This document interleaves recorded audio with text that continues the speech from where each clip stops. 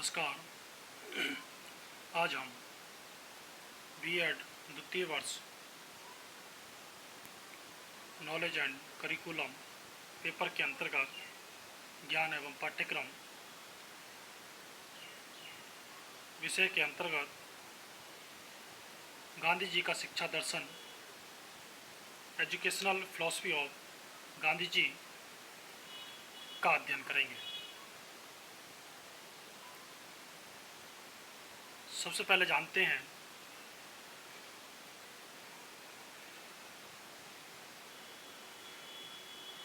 गांधी जी के शिक्षा दर्शन को प्रभावित करने वाले तत्व, factors influencing Gandhian philosophy.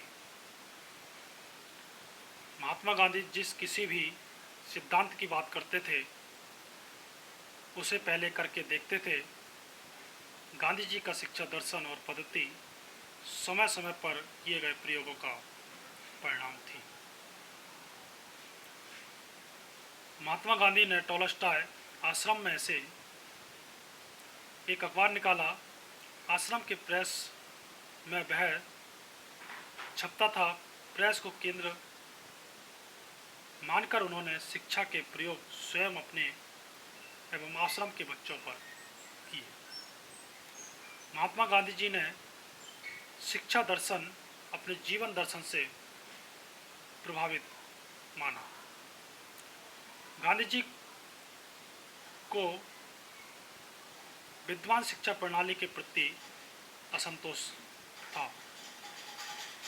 Mahatma Gandhi यह मानकर चलते थे कि भारत का सामाजिक, धार्मिक, राजनीतिक एवं आर्थिक कल्याण शिक्षा की पुनर्रचना से ही भी संबंध है। अब बात करते हैं गांधी जी के शिक्षा दर्शन के प्रमुख आधार, basis of Gandhi ji educational philosophy. शिक्षा दर्शन में आदर्शवाद,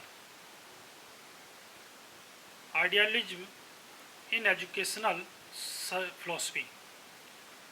महात्मा गांधी का संपूर्ण शिक्षा दर्शन आदर्शवाद की प्राप्ति के लिए है।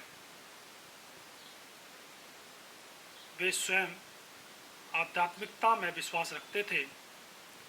उनका कहना है, जीवन का अंतिम लक्ष्य ईश्वर उपलब्धि है।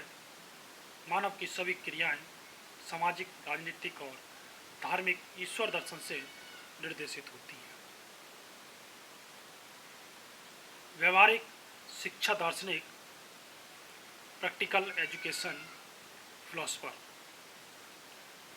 महात्मा गांधी जी की यह विशेषता थी कि वे आचार और विचार में सदैव संतुलन रखते थे। वह पहले प्रयोग करते थे, उसी के आधार पर अपने विचारों को व्यक्त करते थे। गतिशील शिक्षा दर्शन, dynamic educational philosophy. Mahatma Gandhi ji का शिक्षा दर्शन उनके संपूर्ण जीवन दर्शन का गतिशील पहलू था। उन्होंने अपने शिक्षा दर्शन में जीवन के सभी पहलुओं को लिया है।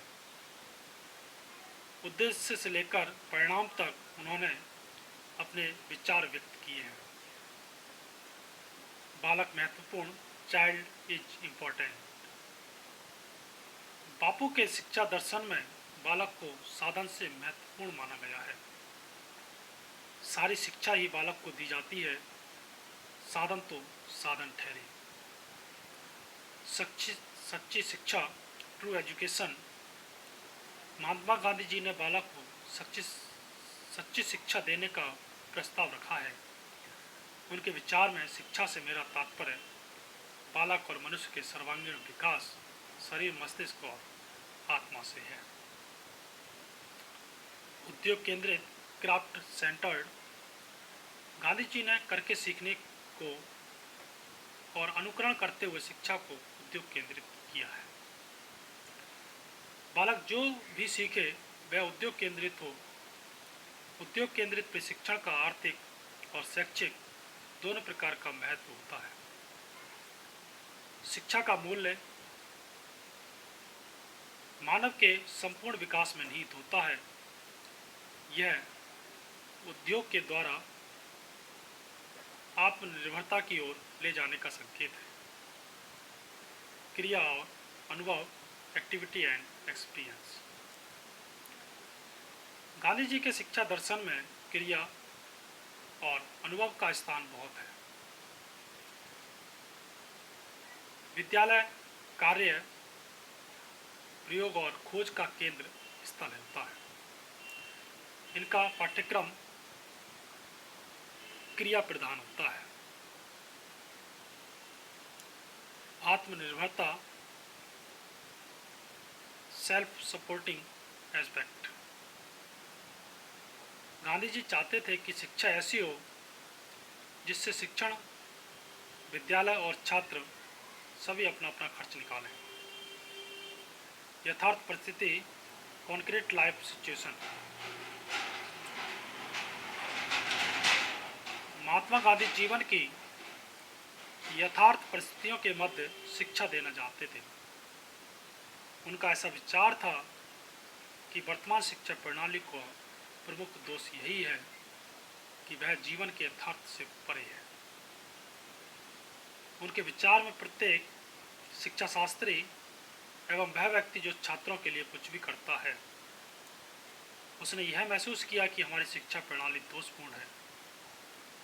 यह विधि भारत की आवश्यकता की पूर्ति नहीं करती। ग्राम और गृह के मध्य यह शिक्षा संपर्क स्थापित नहीं करती।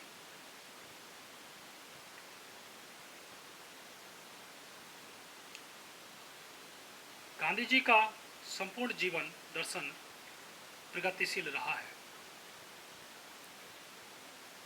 आदर्शवाद के साथ प्रकृति और प्रयोजन को मिलाकर दर्शन का पूर्णता प्राप्त होता है। इसीलिए एम.एस. पटेल ने ठीक ही कहा है, उनका शिक्षा दर्शन अपनी योजना में प्रकृतिवादी, अपने उद्देश्य में आदर्शवादी और अपने कार्यक्रम और कार्यविधि में प्रयोजनवादी है।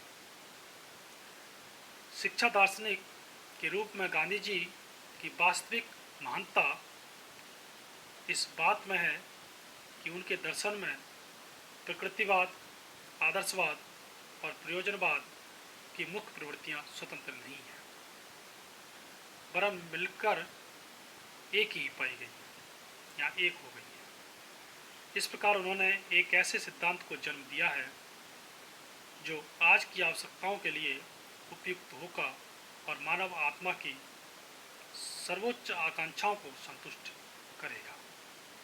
इस प्रकार गांधी जी का शिक्षा दर्शन युग की आवश्यकताओं की पूर्ति करने का सबसे महत्वपूर्ण दर्शन रहा है। धन्यवाद।